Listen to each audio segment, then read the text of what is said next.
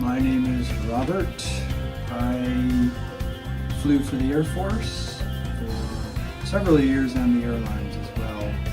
So I had a pretty successful career. I didn't really think I had any problems or needs for any kinds of brain enhancements, but I did by accident run into Dr. Dennis through another doctor friend of mine. And me, I'm lucky, it took me 2 days. I knew something happened, and in 2 weeks my colors were brighter than ever. And I thought it was just my imaginations, but during the colorblind test the pilots have to take, there's about 40 to 50 mosaic tile pages of tests. There are numbers embedded in camouflage numbers. I could pass maybe 44 out of 50, which is qualified to be a pilot.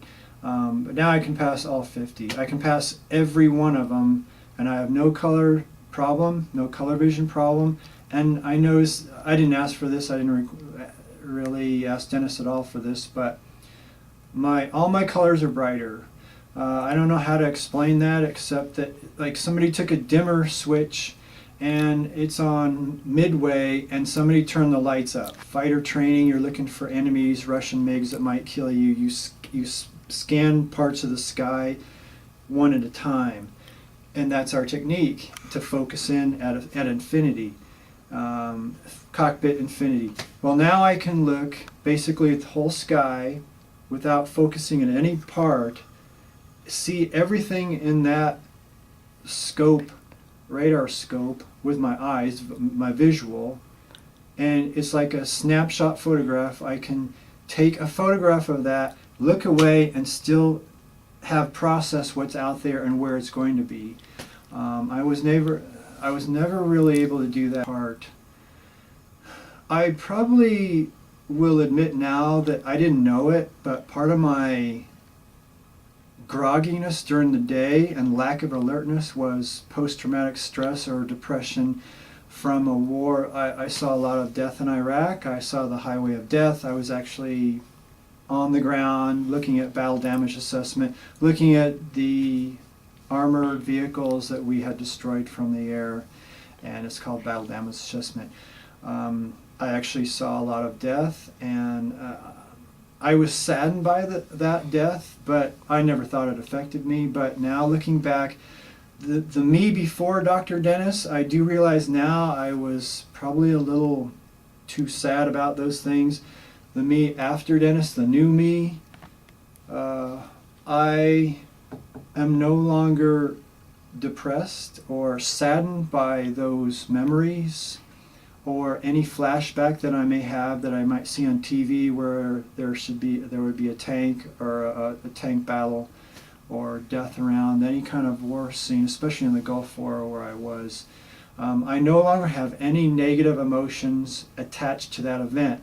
So I still remember the event crystal clear. My memory of that event, the visual of that event is crystal clear. I will never forget it, but attached to that is no negative emotion. I have no emotion. It's like reading some fact from a history book. So I no longer have that depression. So I'm very lucky. I'm very thankful for that. And so basically what you're saying is something that would have triggered a sadness because you witnessed so much sadness and destruction.